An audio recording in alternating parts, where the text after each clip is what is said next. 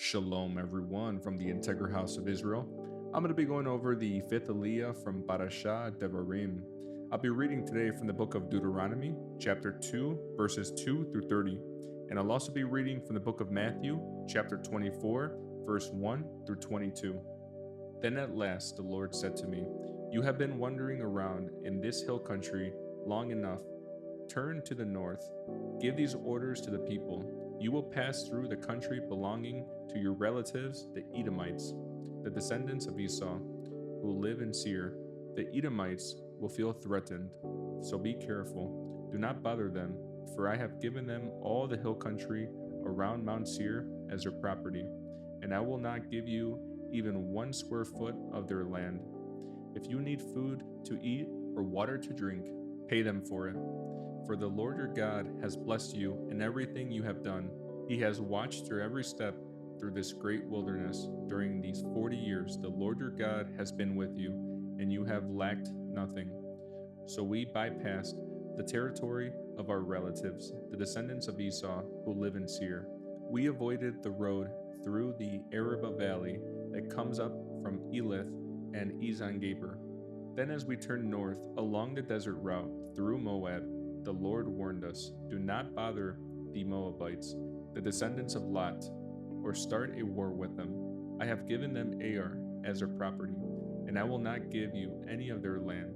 A race of giants called the Emites have once lived in the area of Ar. They were as strong and numerous and tall as the Anakites, another race of giants. Both the Emites and the Anakites are also known as the Rephites, though the Moabites call them Emites. In earlier times, the Horites had lived in Seir, but they were driven out and displaced by the descendants of Esau, just as Israel drove out the people of Canaan when the Lord gave Israel their land. Moses continued, "Then the Lord said to us, 'Get moving, cross the Zered brook.' So we crossed the brook. 38 years passed from the time we first left Kadesh Barnea until we finally crossed the Zered brook. By then, all the men old enough to fight in battle had died in the wilderness, as the Lord had vowed would happen. The Lord struck them down until they had all been eliminated from the community. When all the men of fighting age had died, the Lord said to me, 'Today you will cross the border of Moab at Ar and enter the land of the Ammonites, the descendants of Lot. But do not bother them or start a war with them. I have given them the land of Ammon to them as their property, and I will not give you any of their land.' That area was once considered the land of the Rephites who had lived there, though the Ammonites called them Zamzunites. They were also as strong and numerous and tall as the Anakites, but the Lord destroyed them so the Ammonites could occupy their land. He had done the same for the descendants of Esau who lived in Seir, for he destroyed the Horites so they could settle there in their place. The descendants of Esau live there to this day. A similar thing happened when the Caphtorites from Crete invaded and destroyed the Avites who had lived in villages in the area of Gaza." Moses continued, "Then the Lord said, 'Now get moving, cross the Arnon Gorge. Look, I will hand over to you Sihon the Amorite, king of Heshbon, and I will give you his land. Attack him and begin to occupy the land. Beginning today, I will make people throughout the earth terrified because of you. When they hear reports about you, they will tremble with dread and fear." Moses continued, "From the wilderness of Kedemoth, I sent ambassadors to King Sihon of Heshbon with this proposal of peace. Let us travel through your land. We will stay on the main road and won't turn off into the fields on either side. Sell us food to eat and water to drink, and we will pay for it. All we want is permission to pass through the land." The descendants of Esau who live in Seir allowed us to go through their country, and so did the Moabites who live in Ar. Let us pass through until we cross the Jordan into the land the Lord our God is giving us. But King Sihon of Heshbon refused to allow us to pass through, because the Lord your God made Sihon stubborn and defiant so he could help you defeat him, as he has now done. Next, I'll be reading from the book of Matthew, chapter 24, verses 1 through 22. As Yeshua was leaving the temple grounds, his disciples pointed out to him the various temple buildings. But he responded, "Do you see all these buildings? I tell you the truth. They will be completely demolished. Not one stone will be left on top of another."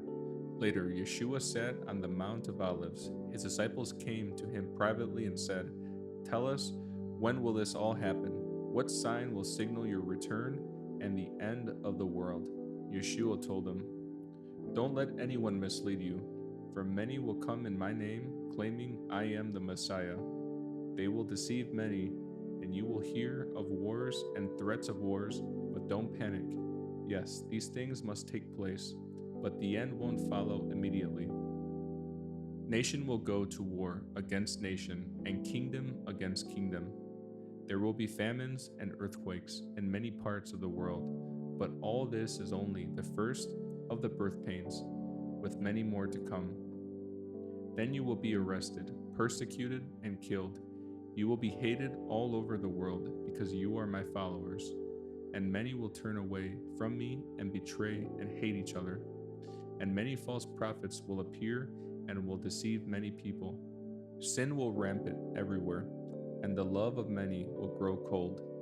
But the one who endures till the end will be saved, and the good news about the kingdom will be preached throughout the whole world, so that all nations will hear it, and then the end will come. The day is coming when you will see what Daniel the prophet spoke about, the sacrilegious object that causes desecration standing in the holy place.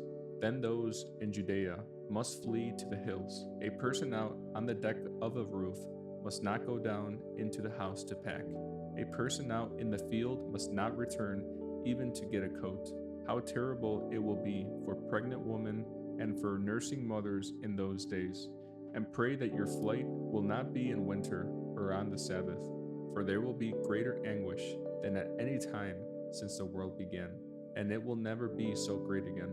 In fact, unless that time of calamity is shortened, not a single person will survive, but it will be shortened for the sake of God's chosen ones.